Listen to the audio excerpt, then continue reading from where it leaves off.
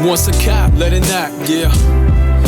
For one thing, we should celebrate redemption instead of condemning it. Corey Pegues, what up? Talk your truth, bruh. Check it out. Once a cop. Welcome to Corey's Corner. On today's episode of Corey's Corner, I'm joined by Michael Stoney, a father, mentor, coach, and entrepreneur whose life is defined by resilience and purpose. Raised in New York during a crack epidemic, Stoney lost friends and even his brother to gun violence and was himself shot in the line of duty as an NYPD officer. But instead of letting trauma define him, he turned it into fuel to serve others. Through his pro outreach tennis program, his wellness center, and ventures like Only at Renee's restaurant, he's helping communities heal, grow, and thrive. Despite daily pain and the label of fully disabled, he continues to live with discipline, purpose, and pride as a father of four and mentor to many. Michael Stoney isn't just surviving, he's building pathways for others to rise above. And today we get to hear his journey. Stoney, welcome to Corey's Corner. My dude, pleasure to be here. Thanks for Happy to have you here. Before we start, I got to shout out my sponsors. Vodka, the only vodka and tequila infused liquor in the world. I'm acting like I tasted it for the first time. I've been sipping it before we started. This is banging, dog. I also want to thank Corrupt Mob MC for allowing us to use this beautiful space to film Corey's Corner. Let's get into it. You was born in 1969 and spent your early years in foster care before living with your aunt in Hollis, Queens. How did those early experiences shape you to who you are today?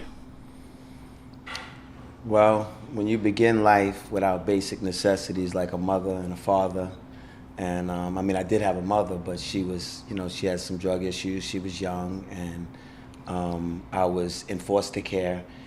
You start off with this sense of not belonging, not fitting in.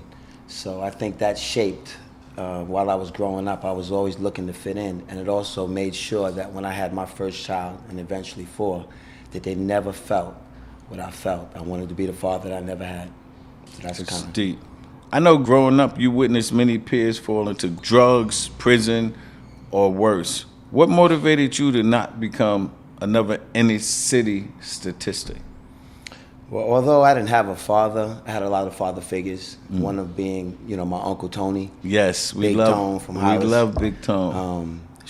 Big, strong Muslim brother that, he gave us a statistic once, and he said one in every four black men are not going to be able to live to the age of 25. That stuck with us, and it came to fruition, unfortunately, when I lost my brother. He was only 22, and I was shot 3 months later to the date. So I think growing up and watching so many people fall, and initially you have this, that's just a part of life, but then there was something in me. There's something innate that wanted more, even with some of my peers. I was a little bit different. I was from Hollis, Queens, and I kind of was in this mix of it, but I wanted to live. I wanted a little bit more. So my recklessness was not on 1,000 all the time. So I think that seeing others actually die early let me know that this wasn't a game. Speaking about Hollis, Queens, a lot of legends there we grew up with. Absolutely. Run DMC, your man Damon John, your man Ja Rule. Did their success influence your mindset or ambitions anyway?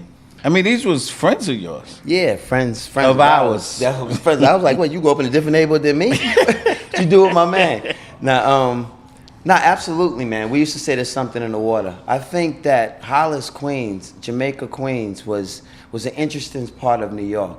It was surrounded by money. We had Jamaica Estates, which is a hop, skip, and a jump. And although we were poor, the main color in New York was green. I think we all aspired to it, and unfortunately some of us made some decisions in the hood that cost us our lives, and they dibbed and dabbed and weren't able to, dream beyond the hood. But when LL Cool J one day is walking down the block, and the next day he can't live without his radio, and everybody's celebrating him. And Run DMC is a couple of years older than you, and picking up my brother from school, and just knowing these guys firsthand that were regular guys, just let you know that there was more to it. Damon John was in high school with me, and I watched him come up with an idea, turn out into $1 million idea. I just multi-millionaire, damn near billionaire probably now. Yes, yeah. But now we had enough examples of people who look like us, who walk like us, that told us there was more than just the things that were happening in the hood. So let's fast forward to 1992, January 13th, Brooklyn College. Yes, sir. I'm on my way to the bathroom. We're at the New York City Police Department hiring process. Yes, We're sir. hired to be cops. I'm walking to the bathroom. I'll never forget, a friend of ours, Tony Lewis. Yeah. Good brother. I come, you have to wear business attire. So I have slacks, silk shirt, and a big ass dookie chain on. Don't tell him how you said walking. You wasn't walking, dog. You was walking. He was bopping up the. And I walk into the bathroom and Tony grabs me and is like, yo, he's in the instructor. You ain't gonna make it through here like this. And I'm like, yo, I just got out the army. Like, my walk is my walk. You ain't breaking it. So I continue to go to the bathroom. I turn the corner and I see you. And you go, what the fuck are you doing here? And I go, what the fuck are you doing? I said, yo, I'm trying to change my life. Me too. That's exactly what happened. Too. I can remember it like yesterday. And by the way, you had on slacks in the shirt too. You ain't have no big dookie chain. You ain't give me the memo. Nah, I was a little more subtle than you. I had the same mission though. I was letting the motherfuckers know I was a real nigga.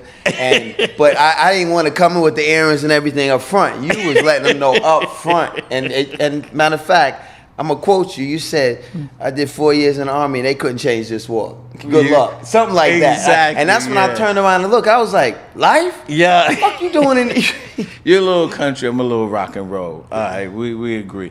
So at what point in your police career did you realize that law enforcement will become more than a job to you?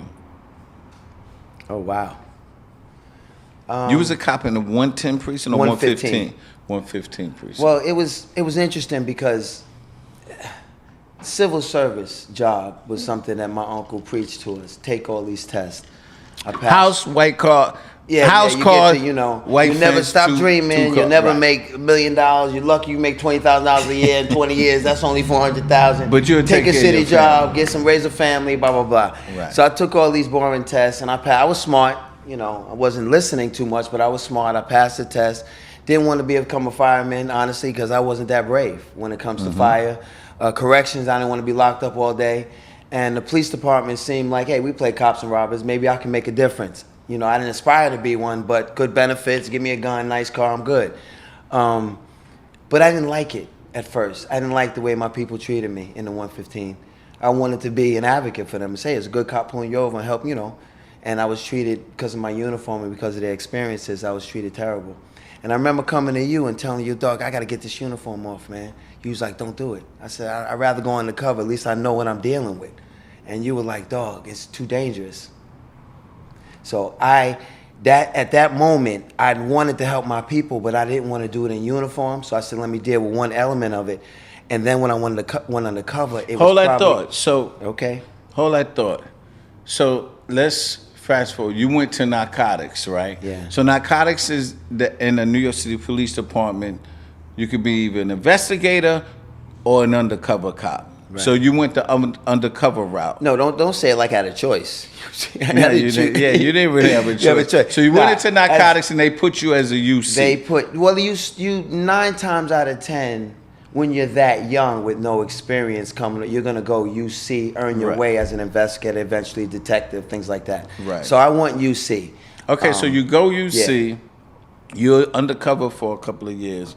And by the way, I'm telling you, yo, Stone. Don't do this. Don't do this. We need to be the sergeants. Yeah. Because I had a military career, so I knew in the military rank structure, we need to be bosses. we were selling drugs. We can't be buying drugs. It don't fit. So let's fast forward to one night. You get an assignment. You in Brooklyn. You got to go do a buy and bus operation. You're with your partner, who, by the way, ended up being the highest ranking uniformed member of the New York City Police Department, Rodney Harrison. So you go on a buy and bus operation. Follow us through that. Probably the worst day of your life. And best. I survived it. You know, Absolutely. So I look at it from both angles. But okay. That night, I don't want to get too emotional over that, because believe it or not, even though it's 30 years, it still hits me. Of course. We begged not to go out that night because I knew that the move that the police department was making was too dangerous. They didn't have good intelligence on what they wanted. It was leading the city in homicides. There was a gang war going on that corner, the 7-9 and 8-1 precinct. So they give us all of this stuff, and I'm like, so send in an undercovers with no vest, and well, how are we gonna solve anything? As if we can't go out there at 10 o'clock. But a lot of people didn't know that a lot of the undercovers, their intelligence was the backbone to solve bigger crimes. Right. So when they're leading the city in homicides, they like to pick up, the streets in 1, 2 in the morning and bargain for information that's bigger than what they're doing. I thought the same guys were out there at 10. I didn't want to go out there at 1. Growing up in Hollis, 1 o'clock in the morning, you don't walk around unless Right. you know somebody. I've seen people get shot. Mm-hmm. So just for walking. Mm-hmm. So we get out there. We go out, and before we ended up going out doing a double shift, we hung out a little bit and discussed amongst ourselves that we weren't going to be a successful night. We're just going to get out, go through the motions.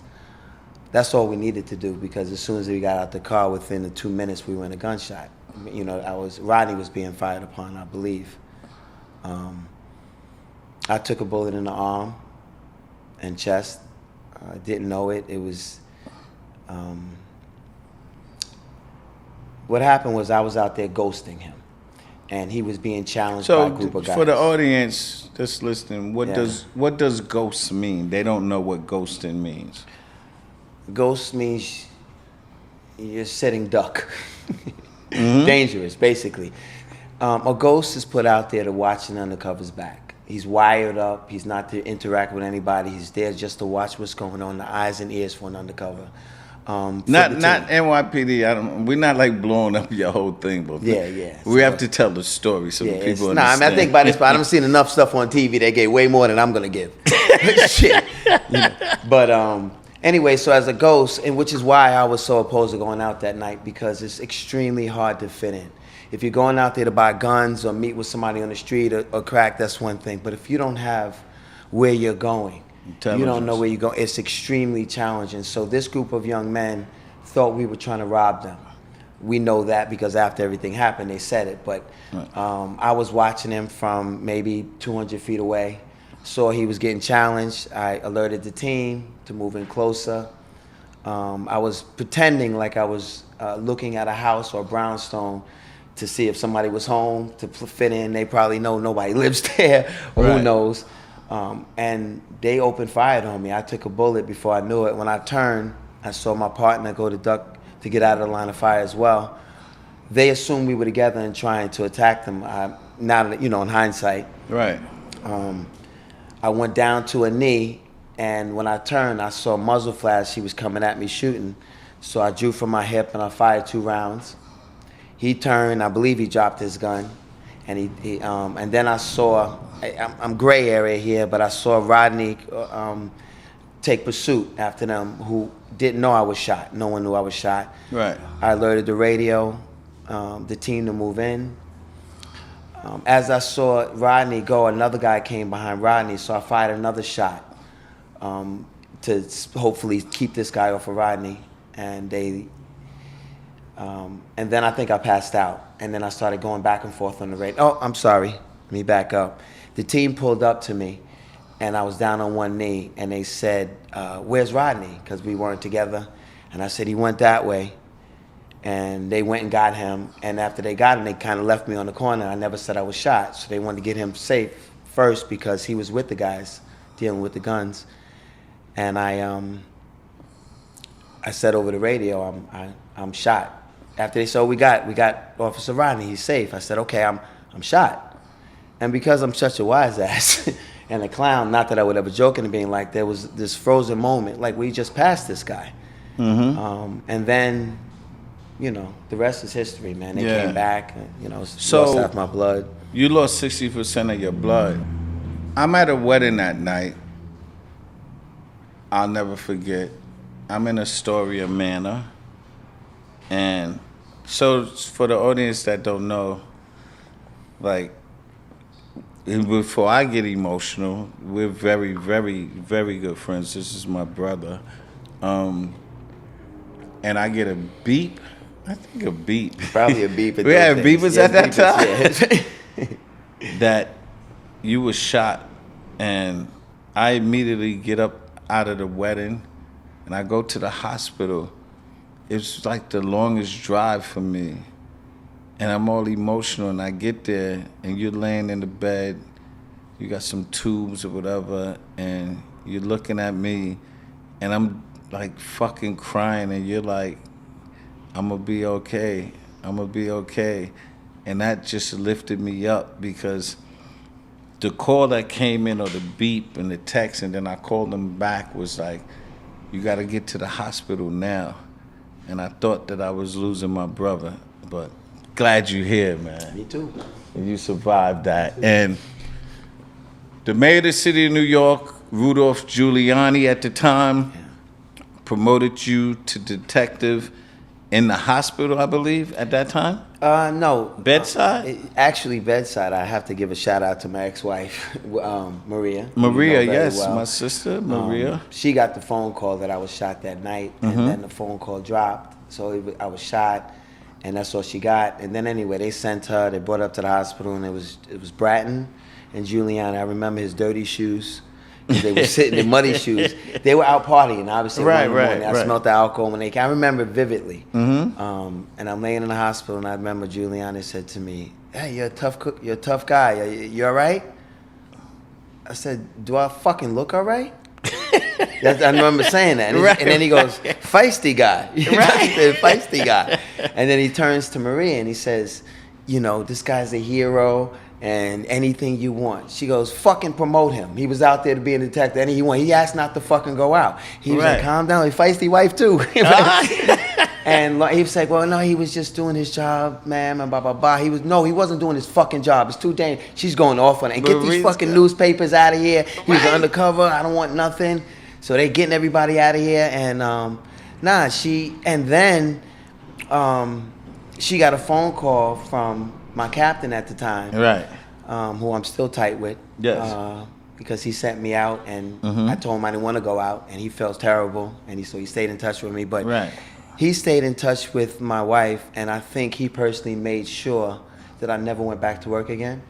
I never saw a desk, and that I was promoted immediately, which made a huge difference in my ability to survive, because I was making, I think, $29,000 a year when I took a bullet in the chest. We had no time. I was in high school longer than I was a cop, to be honest with you.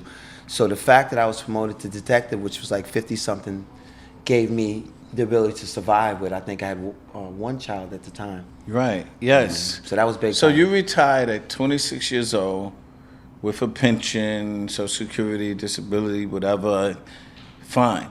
You transition from the NYPD and you open what I believe the hottest cafe ever in Queens. Now you waking me up from that somber, sober shit. Yeah, we over that. The Blue Goose Cafe, of which I was one of the security guards. I actually was the head security guard. You was at the Blue Goose security by myself. I think I was a sergeant at the time. 160 pounds soaking wet. But I had a gun. You got some fast hands too. And I had some fast hands. So you open up the Blue Goose Cafe, which was a dope restaurant. I remember you had, what's that R&B group? Not intro. Those are our boys. You talk next. Now, Next. What happened? What you happened have with Next that restaurant? come there. It was hot. Well, the funny with the restaurant, I don't know how many people. Anybody from Queens knows Richard from Richard's Place. Oh, I forgot about Richard. From Richard's Place on Linden Boulevard. Some of the most amazing soul food in our hood ever. So authentic soul food. I became friends with Richard. My sister worked for him, Carla worked for him, and he had an idea to open up like the Blue Goose, which is named after a club in his country area. Bunkin, growing up down south, something. The Blue Goose, because I wouldn't name nothing the Blue fucking Goose. Right. But the Blue Goose, and he was to open up, live entertainment, jazz, gospel, little things on the weekends. You used to have jazz Sunday brunch. Well, he was going to start doing it. And then I was just getting out of all my surgeries, couple of years retired, and I got my 401k, grabbed all my money, and I said, hey, listen, I started bartending with him a little bit because that's what I grew up doing. When I wasn't selling other stuff, I was selling alcohol.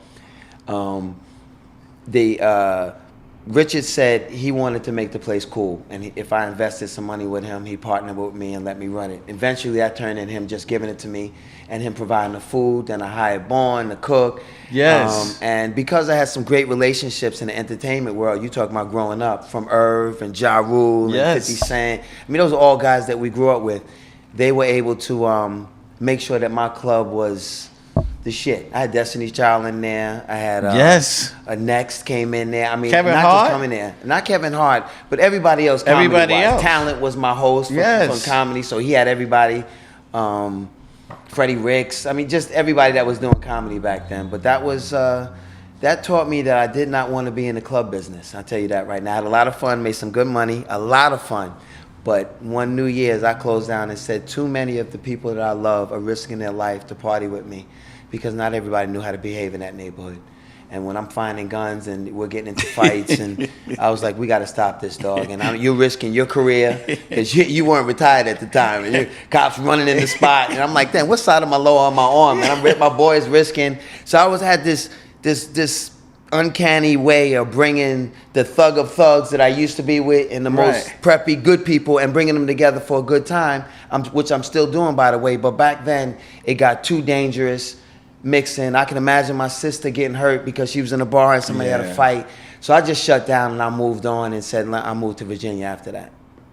And now, let's hear from our sponsor. This is not your average vodka. This is Vodkila, a decade of cultured excellence. The best of both worlds, the true taste of victory. A delicious dyad spirit, the world's finest blend of vodka and tequila. Vodkila, the perfect blend. From rooftop parties to quiet moments with friends, Vodkila brings the flavor, the fire, and the unforgettable. So pour it, share it, live it. Vodkila. Visit vodkila.net and order yours today. I'm Michael Stoney, and this is Corey's Corner, where he always keeps it right, not real. After New York City Police Department, you got shot in line of duty. You open up the Blue Goose Cafe, and then you start a clothing line called Doug, D-U-G, Down Under Gear. I'd be remiss not to mention why I started a clothing line, because I was firsthand witness FUBU and Damon and all of them, and to me, I didn't believe that they had anything valuable. I was not a believer, to be honest with you. I didn't think it was bad. I was just like, any little things like that. None of us had anything like that. And I think Carl Kanai with Cross Colors was the only one that was making any noise in that venue. So after I retired from the police department and I was running this club and decided to get out of that, I was inspired by what they had done, but didn't want to be copycats. So I remember going to they used to do this annual party in Harlem, bus trip, where they go, corrections, please, ski trip, right? Something, whatever. And they had mail auctions where you had to go out and buy intimate, And I remember me and Marlon trying to buy stuff to be cool and seeing that it was very underserved for men. When it came to being cool boxes, it was all about being skimpy and sexy, and that wasn't our MO. Right. So we started a brand. We wanted to start a brand called Doug Down Under Gear. Just doesn't matter who you're on top, just put us down under and encourage men to get dressed before they get dressed, and give them an iconic logo that encouraged men from all walks of life to dig deep. And that's how Doug was born. So it was inspired by FUBU, but we want to do men's intimate apparel and a lifestyle brand for men to encourage them to dig deep. Well, hold up, because you being too light here.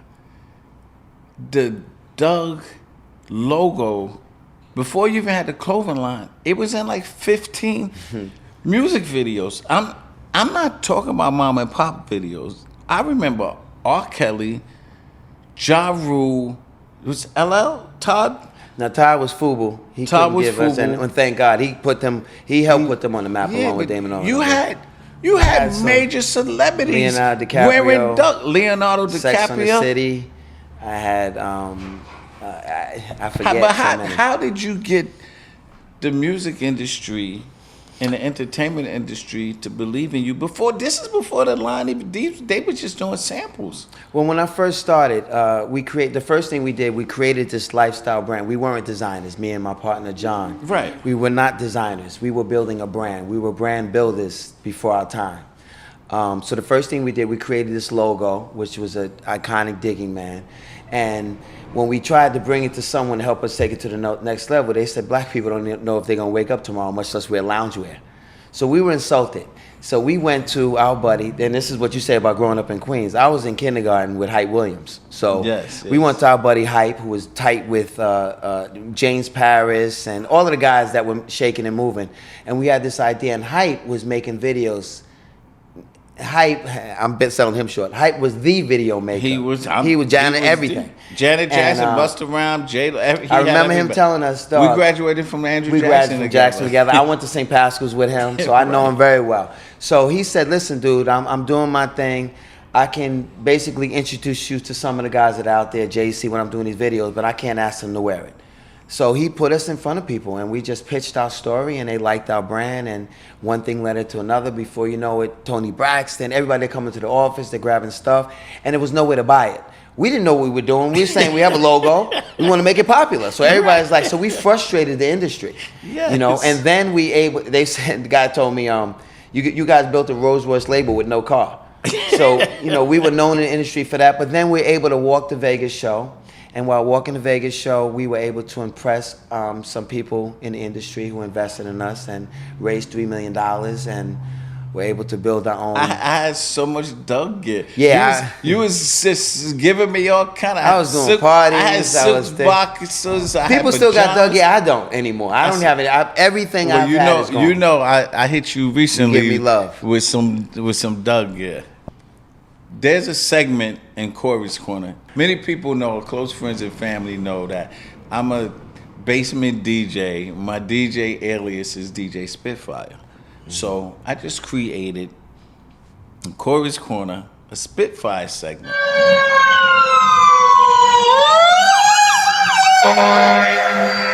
Spitfire is 1 minute to 1.5 minutes. It's a Spitfire. It's quick. I'm going to ask you some questions. You got to answer. 10 questions, rapid fire. 1 word answers, yes or no. You ready? Man, you told me this before, Tequila. I'm a little sharp. Go ahead. Let's go. It's 10 questions. Let's go. It can't say both. This ain't Drink Champs. Right, it's not yes, no, here we go, both. Here we go. It's yes or no. I look like a punk. Let's go. Let's go. Coffee or tea? Coffee. Do you still play tennis every week? Yes. New York or Virginia Beach? Whoa. It's rapid. Let's Virginia go. Beach. Virginia Beach. Dog, to live what? Okay. That's your answer. It's rapid. Is discipline more important than motivation? Motivation. Okay. 1 word to describe yourself today. Humble. Do you believe pain builds strength? I believe you can't get anything without pain. Okay. Favorite season, summer or winter? Summer. Can mindset heal the body? Yes, sir. 1 word that defines success for you. Breathing. Do you believe everyone deserves a second chance? Yes, sir. Okay, last question. 2 songs. Good Night or Siren? Come again? Good Night or Siren by Stoney. Whew. This is rapid fire. Stoney, by the way, is his daughter, who's an R&B singer. So I'm gonna have some family problems here. He need to answer this question. So when Stoney, hey niece, when you hear this, the other song he don't pick, he don't like. Good Night or Siren? Let's go. I gotta go Good Night. Only because I can't stop singing that shit, and because she just did the video for that. And it's stuck in my head. Yes, stuck. Good Night. But I love her 30 songs that she's done. How'd I do? All right, you did great. Thank you for participating in Spitfire. I love it. Before we get into the powerful work you're doing today, I wanted to share something with my listeners. So with my listeners, I want y'all to know, I have a book, best-selling book called Once a Cop, The Street, the Law, Two Worlds, One Man. I need y'all to promote, purchase. You could get it on Amazon. You could go to every Barnes & Noble in the world. Now, in the U.S. and Canada. You can get it in the U.S. and Canada. Once a Cop, The Street, the Law, Two Worlds, One Man. And also my featured documentary on Hulu called A Cops and Robbers Story. You can see it on Hulu, Amazon Prime, YouTube, a little bit. So I have to promote that. You know I have to promote that. You see, Once a Cop, The Street, the Law, Two Worlds, One Man. Let's get back to current business and ventures. You built quite a portfolio of ventures. Can you share some of the businesses you're currently involved in? Well, most of my business, if not all my business ventures, are motivated by my lifestyle and kind of some of the traumas that I go through. They just, like, for example, I started Pro Wellness Center during the pandemic. It stood for Progressive Restoration of Health, and it was because I met a gentleman that was in the cannabis business, and I didn't want to get in the cannabis business, but I wanted to get in the wellness business, and cannabis had helped me from previous opioid issues stemming from my shooting. The shooting also contributed to major surgeries along the line, so health became something that was heavily on my mind. I'm fully disabled. I've had probably about 8 or 9 surgeries. And when you're this young, I was this young, almost 60 now, but you get the questions and they check on you all the time. I started Pro Wellness, which then turned into Pro Outreach. Now, Pro Wellness was just educating people on the benefits of medical marijuana and other plants and helping them get their medical marijuana card. It was the flavor of the month at the time. Right. I'm not an advocate for people to smoke, but it is an amazing tool that if used correctly, it could help. And it helps me. That stemmed from a desire to help a lot of people, because everybody that came to me for medical marijuana cards, their problem wasn't marijuana. They were using that as a mask. And right. That motivated me to get more into the outreach part of it, which was encouraging, which was based on kids. As a father, a fatherless father, I saw how many, especially in the medical marijuana business, I saw how many people were abusing the drug because they had actual issues and they were depressed and they weren't just abusing it. So I decided to get started outreach and use the game of tennis. And the outreach, because I was teaching tennis to my kids and I saw how it benefited them, it forced me to really... Hold on, wait. Let's just... I'm going too fast? No, let's just back up, because for the listeners, like, you gotta understand, we grew up in, they call it the north side of Queens. It's really not the north side, it's actually east when you look on the map. I think one guy said north side and everybody went with it. But I never knew, now I've known Stoney for 45 years. That's not something you brag about. I did not know why I had felines on that back then. He played tennis. He don't play, he's ill. Like, his serve is like 90 miles. Like, I can't hit it back. Yo, what's crazy about tennis is that I'm only... You and Rodney Harrison are the only 2 people I know in the neighborhood. You'll kill Rodney, you hear this? He knows that. He's playing pickleball. Say less. Rodney's always took the easy road. That's my dog, though. He knows better. Now, what it is with tennis, I was not proud of it. It was something. It wasn't cool back then. Right. You know, so you don't come home. Our shorts were shorter than yours back then. We didn't like. Are you kidding me? So we piled in. But I didn't recognize the benefits of tennis. Your uncle taught you. My uncle taught us, but my grandfather was the first black tennis player for Jamaica High School.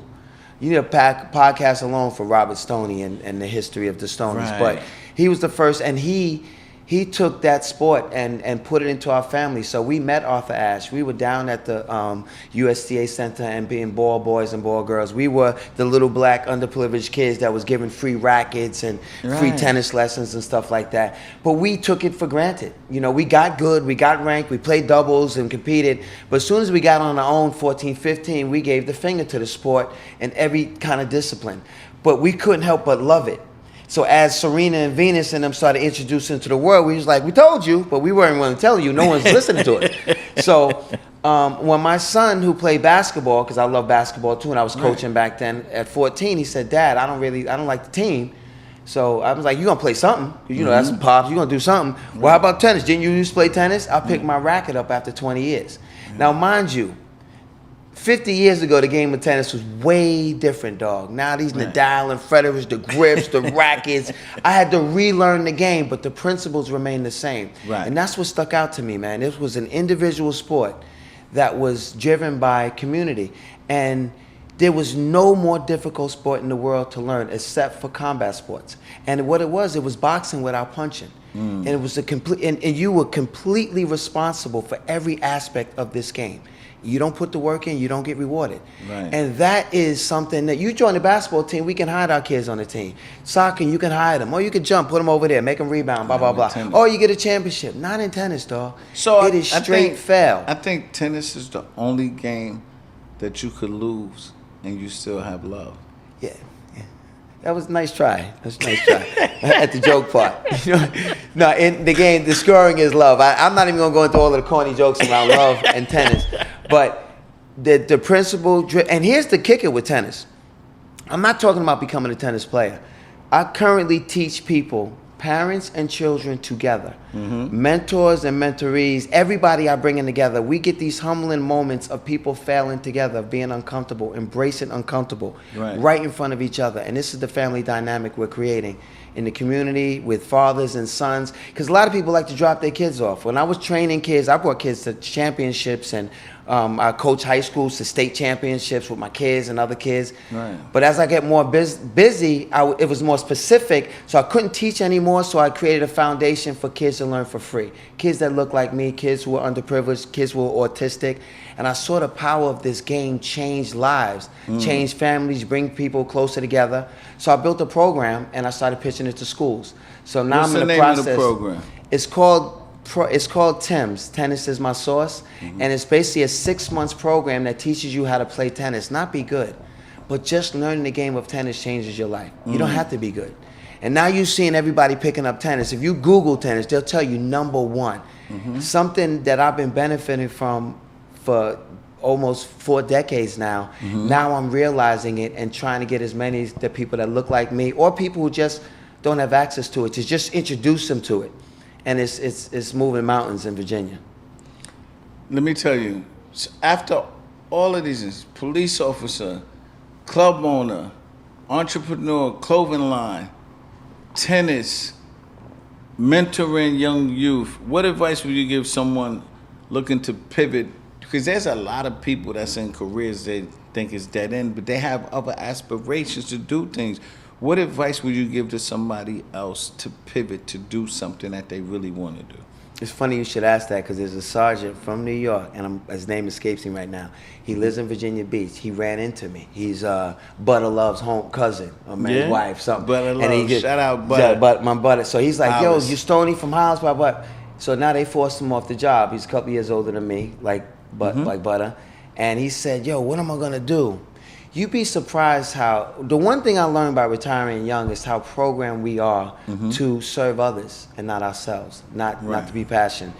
For me, advice I would give is, first you gotta get to know yourself. You've been building your ego your entire life, because that's what you need to fit in the society, in your jobs and whatever you're doing as a career. You don't know what you really like until you get rid of that stuff. And a lot of times, your whole identity is wrapped around your story. So what I would tell people is to get to know yourself. That's how I healed myself. I wake up an hour before anybody has me, and I do my meditation, I do my cold plunges, I do my push-ups, I do my Tai Chi or Chai Tea or whatever the hell it's called, and all that other crazy stuff. Take my sea moss, watch my diet. After that, the world beats the shit out of me. But I know no matter what, I've taken care of me. This gets to know me, and there's Stoney, and then there's Michael. You know, the person that didn't, you know, the little kid that built Stoney to survive in this world. I wanted to get in touch with Michael as I got older. So as you're retiring, get in touch with you, then the answer's in your heart. You know, there's no answers outside of you that are not, you know, period. I remember you and I being at a retirement or a promotion party. Same difference. And you saying to me, we the only two people that can see, that we can see our tool. Everybody else got these big bellies. I never forget that. So I was like, yo, I gotta keep working out, because Stoney can't be the only one person that can see his back. That can see his back. Nah, you know, man. Let's go. You want something that I never even thought about ever, RVs and campers. What's up with the RVs and campers? Man, As a matter of fact, when I called you the other day, you told me you was gonna be in New York. I didn't know. I called you for something else, so you was like, oh, I'm about to fly down to Virginia to speak. He was like, yo, I'm gonna be in New York this week.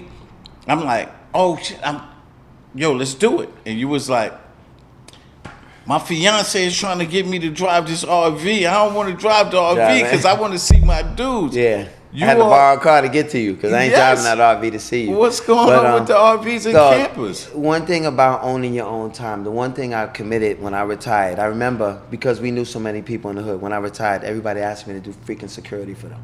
I'm like, out of your fucking mind, I don't even like you. We ain't Number doing one. That. But I'm willing to try anything, dog. As far as we've been kept away from certain things in the hood. You know, mountain climbing, hiking, and it's really, really sad that nobody looks like me when I'm out there doing it, man. Right. I'm RVing, and I'm having a ball out there, and I'm glamping. I'm a little bit of a punk, but I'm glamping. I'm in a nice RV, in and out, but I still ain't seeing nobody my age. I ain't seeing nobody that looks like me, and these lifestyle things that I'm trying, I try them. If they enhance my life, I keep them. Right. RVing is one of them. So I'm turning my backyard into an RV park. So you be like in RV parks, when you drive, you stop and you go into an RV park? Or more importantly, because I have a dog. You know how scared I would be to just park somewhere in a park somewhere? It's not as scary with a 380. Oh, okay. I mean, you know. Nah, I didn't and think a dog. About that. Right. You know, I see you posting the dog up. So let's talk about Only at Renee's. We got to plug that. Yes, absolutely. Your restaurant with your fiance. My fiance's restaurant that I help her build. That you help her build. Let me tell you the reason why I make that very clear. Let's give location, where it is, and I know something as big is upcoming. Talk about that whole Pharrell. Well, I'd be remiss not to mention Renee's Kitchenette, 35 years in business. Her father, may he rest in peace, Ernie Dizon, built that from the Philippines, and when they came over here. It's a Filipino restaurant. Okay. My current fiance, who I've known for 20 years now, she was into fashion. That's how I met her, and is an amazing designer, but decided to go in. When she got with me and moved to Virginia, she said, I'm not living off you because you don't have enough money. I'm building my own shit. So she decided, and I helped her build Only at Renee's in Virginia Beach. But it's their brand. It went from Renee's Kitchenette. She built Only at Renee's and became extremely celebrated. The only one actually cooking in Virginia Beach. No buffet. It was cooked to order, and she was featured in every major publication that you need to be to get on the map. She was invited recently, and I helped her run it because I grew up in the restaurant business. I knew bartending, so I helped her run it. And now, recently, we're invited for an opportunity to take us to the next level, take her business to the next level, which is to open up with Pharrell in Atlantic Park in Virginia Beach. We are a small little entity amongst giants with regards to monetary. But I've been telling her I'm big as life anyway. We are big as life, no matter how much money we have. Exactly. So we're building this, and we're opening up next to the Dome, and they're gonna, benefit from being in probably the first Filipino restaurant in the tourists. They remind me of our culture a little bit, but they're just behind us. I remember when there was no soul food, when when Sylvia's got popular, and they're going through that transition right now as an Asian culture and the Filipinos, and I'm happy to be a part of it, and extremely successful. And I've used that along with my other business to, they kind of all feed each other. Man, listen, this is such a great opportunity for you to come and sit in front. Not only you my brother, you my friend. I love you. Love you you too, already my dude. know how it You know is. that. So we're about to close. Is there any parting message that you want to give to the listeners based on anything? Your life, motivational statement, whatever you want to impart on the listeners. Wow, there's so much. I guess the most, I'd like to surround it around accountability and understanding that, all our problems come from us. So we must solve them ourselves. And if you're seeking help outside of yourself, make sure they're putting a mirror up for you in a very creative way. Because there's only one person that can solve your problems. That's you. We're created by God, dog, and God gave us all the tools. Use them. Yo, that's deep, man. I love that. Thank you for your Thanks journey. for having me, dog. Your wisdom and sharing your vision with us. My pleasure. For Thank you for doing this, dog. Yeah, you my brother. I had to bring you on. For the listeners, if you found value in this episode today, please share with someone that needs inspiration, either family or friends, and stay tuned for more deep conversations.